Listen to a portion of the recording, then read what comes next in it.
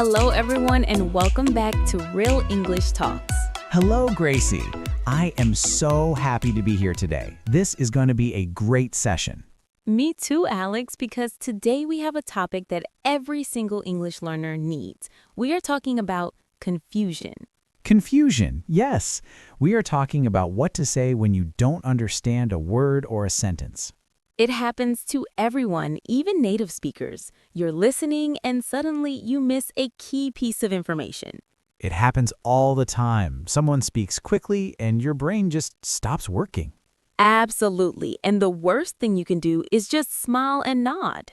That is the classic mistake. You nod, but inside you're thinking, what did they just say? Exactly. So we need clear, simple phrases. We need phrases that work instantly. Let's start with the most basic situation. You didn't physically hear the speaker. Okay? Simple sentences only. If I didn't hear you, I should just say, sorry, can you repeat that? Perfect. Or even shorter. Pardon, could you say that again? Those short phrases are powerful.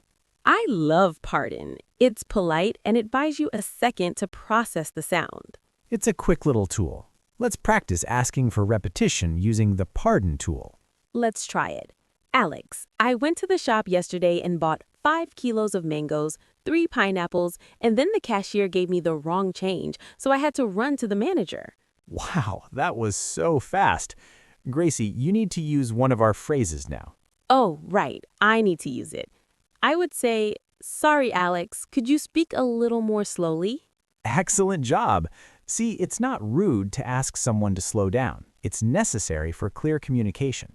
And remember the phrase structure. Could you speak more slowly? This is a great phrase to copy and paste. I use that phrase all the time, especially when I'm on the phone with a customer service agent. That's a great concrete example. Phone calls are always difficult because you cannot see the person's facial expressions. Oh my God, the phone quality is terrible sometimes. You hear half a word and then a long moment of silence. If you only heard half a word, you must ask them to repeat the whole thing. Don't try to guess. Never guess. Guessing makes the confusion bigger later. Now let's move to the second big problem. You understand the sentence, but there is one word you don't know. This is the worst feeling. You understand 99%, but that 1% destroys everything you thought you knew. For this, we need to ask, what does blank mean? Simple and direct. Let's try a tricky word. Gracie, I had a real tough quandary this morning when I woke up. A tough quandary? Alex, sorry, what does quandary mean? See how simple that was? Quandary means a confusing situation or a difficult dilemma. I like that we asked directly. We didn't try to guess the definition. That saves a lot of time and effort. Why is it important to ask immediately? Because if you don't ask, that unknown word will confuse the rest of the conversation. That's the absolute truth. If you miss one concept, the next 5 minutes of dialogue are just noise to you. It leads to more nodding and fake smiling, which we absolutely want to avoid in real English talks. I prefer to use excuse me. I'm sorry. I think excuse me is very polite when interrupting. Actually, for me, I prefer the short, sharp pardon. It's fast and effective when I'm in a hurry.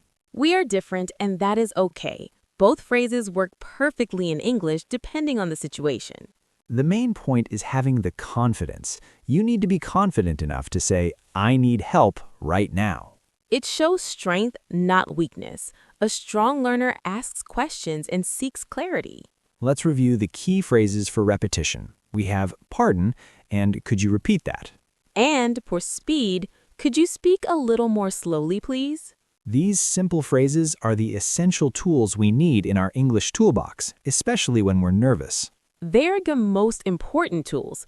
But what if the person is using complicated language, not just fast language? That's a fantastic next step. How do you politely tell someone, use easy English for me without sounding rude? Exactly. We are going deep into that question next. Don't go anywhere. Stay with us because we have more easy English phrases coming up right after this. Welcome back, everyone. We are talking about how to manage a conversation when you feel totally lost in English. And Gracie, you hit the most important topic, complicated words. Sometimes people use big words when small words work better. Yes, and we, as learners, must be polite but firm. We need to say, what does that word mean? The classic phrase here is, what do you mean by X? It's direct and demands a simple definition. For example, if someone says, the economy is experiencing deflationary pressures, you can stop them. Oh no, that is a terrible phrase to use in casual conversation. Too much jargon. You can say, pardon me, what does deflationary mean? Keep it simple. That is perfect because it focuses on one word. You aren't saying your whole sentence is stupid. Exactly. We target the specific piece of confusion. It makes the conversation less confrontational. I use a slightly different phrase sometimes. I say, could you please explain that concept in a simpler way? Ooh, simpler way is a great phrase. It tells the speaker, I need you to use easy English for me. It's polite, and it forces them to switch from the academic style to the concrete style. The concrete rule is important. We want objects and actions, not abstract theories. Let me give you a micro story about this. I was at a business lunch last week. Oh no, a business lunch is always full of complicated words. What happened? The CEO started talking about synergy and holistic alignment. I had no idea what he was talking about. Wow, that sounds like a lot of corporate nonsense. What did you say? I waited for a small pause and I said, "Excuse me, could you give me a tangible example of that?" Ah, tangible example. That is our golden phrase for the day. Write that down, listeners. When you ask for a tangible example, they must use concrete nouns. They can't hide behind big words. Did the CEO give you a good example or did he struggle? He struggled. He paused for maybe 5 seconds, and then he said, "It means we should work together more easily." See, all that holistic alignment just means work together easily. What a waste of time. It made me feel so much more confident when I asked the simple question. I understood the real meaning. That story is a perfect example of strength in clarity. Being confused is okay, staying confused is not okay.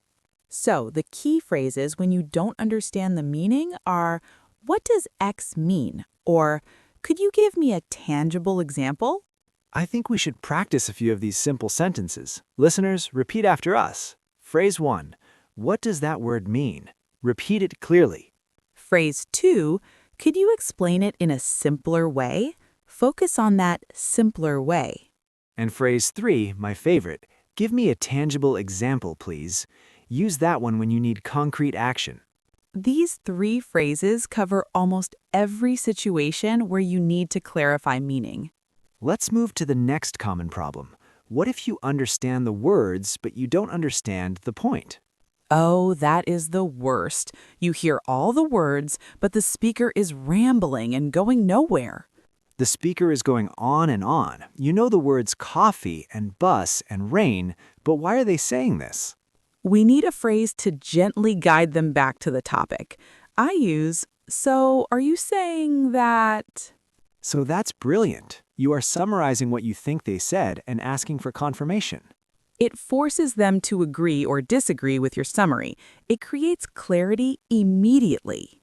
So if the CEO was talking about the economy, I could say, so are you saying that the prices will go down next month?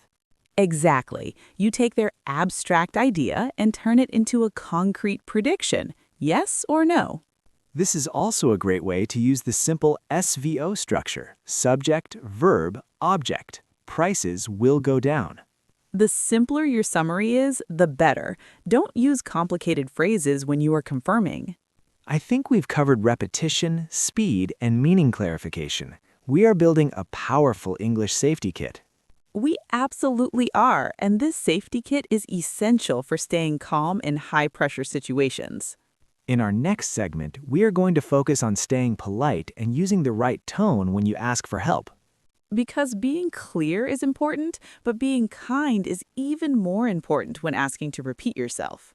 We will share our favorite polite openers and closers to keep the conversation flowing smoothly. Don't miss it. We'll be right back with more easy English talks for real life. We are back, and we are focusing on tone because that is the magic ingredient in asking for clarification. Absolutely. You can say, repeat that, or, I'm sorry, but could you possibly repeat that sentence for me? Which one sounds better? The second one wins every time. It uses those fantastic softening phrases that we teach our students. My favorite opener is simply, pardon me. It's so quick, but it immediately signals that you are ready to listen again. I like excuse me. It's a great phrase because you can use it to interrupt or you can use it just to signal confusion. That is true. If you just say, what? It sounds aggressive, even if you don't intend it that way. It sounds like a challenge. You're demanding information, not requesting help with clarity. We need to avoid that demanding tone. So when we use a phrase like, pardon me, we're basically saying, I'm paying attention now. Please give me that information again. And we are using simple English. That's the point. You don't need fancy grammar here. Simple words are powerful. Another technique I love is taking the responsibility for the misunderstanding. You make yourself the problem, not the speaker.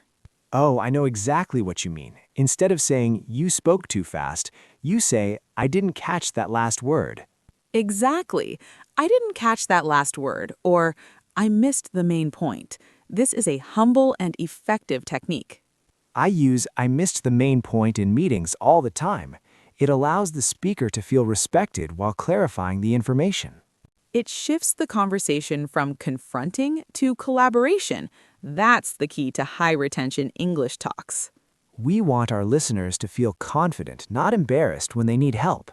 Asking for repetition is a sign of intelligence, not weakness. It shows you care about the information. Now, what about speed? Sometimes the person is just speaking too fast. That is a major problem, especially if they are excited about the topic. Their words just melt together.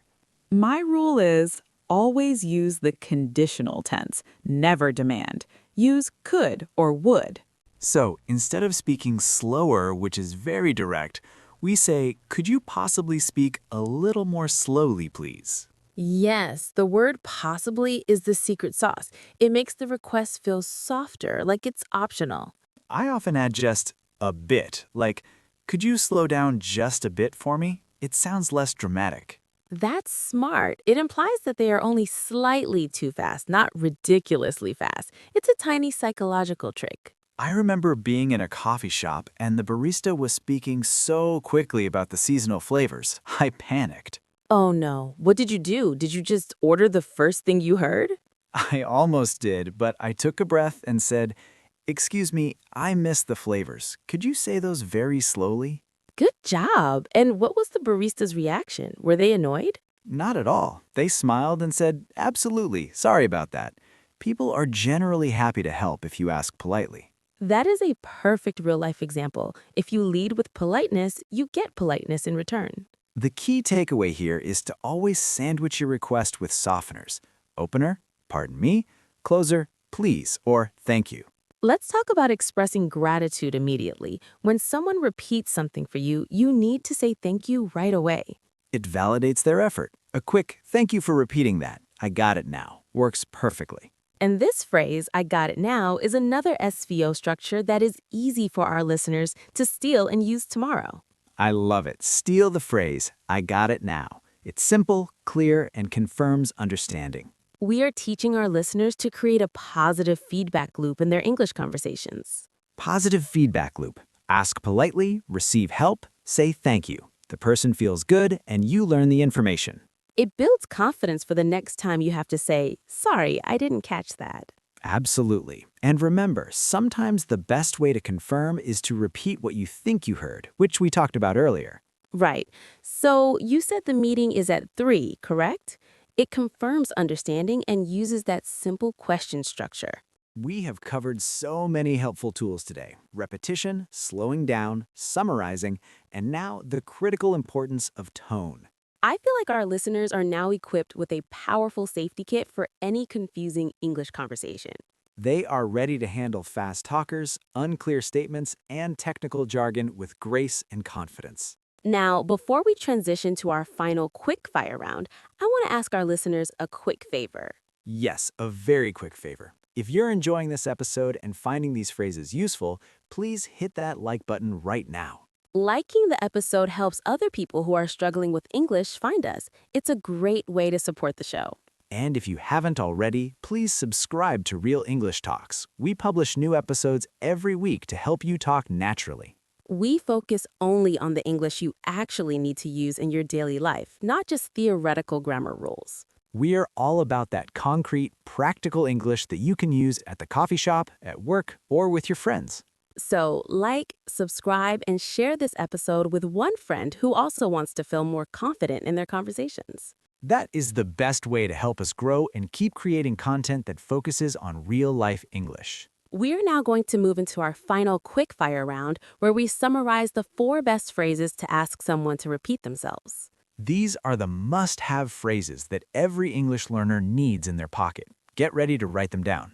We will be right back with the ultimate summary guide for clarity and confidence. Welcome back to the quick fire round. We are summarizing the 4 essential phrases you need to conquer confusion in English conversations. These phrases are simple, powerful, and immediately usable. Don't just listen. Try saying them out loud with us right now. Phrase number 1 is the simplest, the fastest, and the most common in casual settings. Pardon? It's short, it's quick, and it signals immediately that you missed something. Use the question intonation. Pardon? You only need one word. If you're in a rush and you missed the last phrase, just use pardon. It's so efficient. It's the ultimate efficiency tool, but maybe not the best for a formal meeting. For formality, we move to number 2. Number 2 is the gold standard for politeness and professionalism. Could you say that again, please?